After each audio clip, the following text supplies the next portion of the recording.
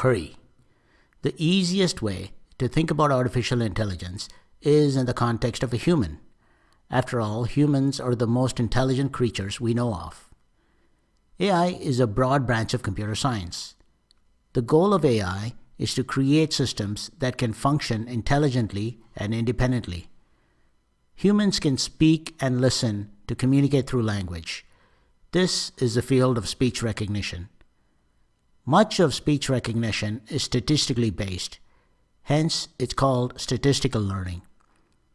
Humans can write and read text in a language. This is the field of NLP, or natural language processing. Humans can see with their eyes and process what they see. This is the field of computer vision. Computer vision falls under the symbolic way for computers to process information.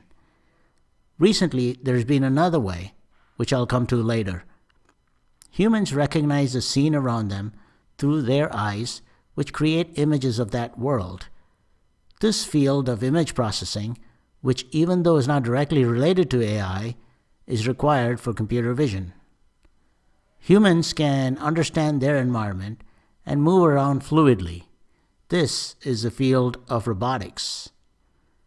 Humans have the ability to see patterns, such as grouping of like objects. This is the field of pattern recognition. Machines are even better at pattern recognition because they can use more data and dimensions of data. This is the field of machine learning. Now let's talk about the human brain. The human brain is a network of neurons, and we use these to learn things.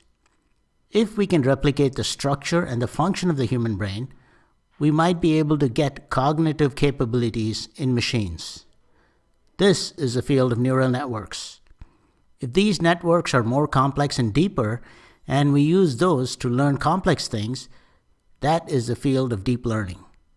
There are different types of deep learning in machines, which are essentially different techniques to replicate what the human brain does. If we get the network to scan images from left to right, top to bottom, it's a convolution neural network. A CNN is used to recognize objects in a scene. This is how computer vision fits in, and object recognition is accomplished through AI. Humans can remember the past, like what you had for dinner last night. Well, at least most of you. We can get a neural network to remember a limited past.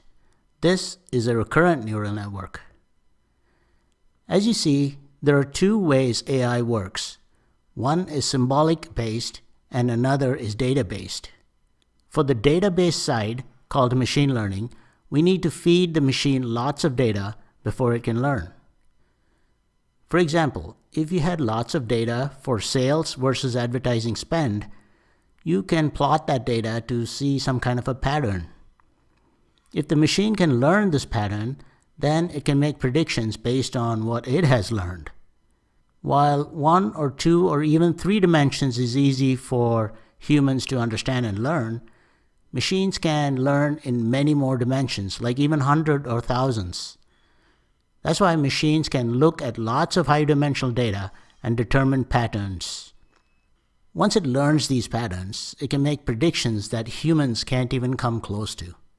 We can use all these machine learning techniques to do one of two things: classification or prediction. As an example, when you use some information about customers to assign new customers to a group, like young adults, then you are classifying that customer. If you use data to predict if they're likely to defect to a competitor, then you're making a prediction. There's another way to think about learning algorithms used for AI. If you train an algorithm with data that also contains the answer, then it's called supervised learning. For example, when you train a machine to recognize your friends by name, you'll need to identify them for the computer.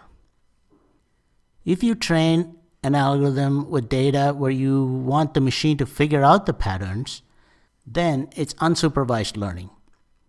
For example, you might want to feed the data about celestial objects in the universe and expect the machine to come up with patterns in that data by itself.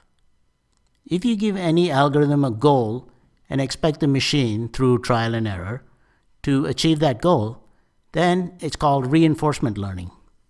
A robot's attempt to climb over the wall until it succeeds is an example of that.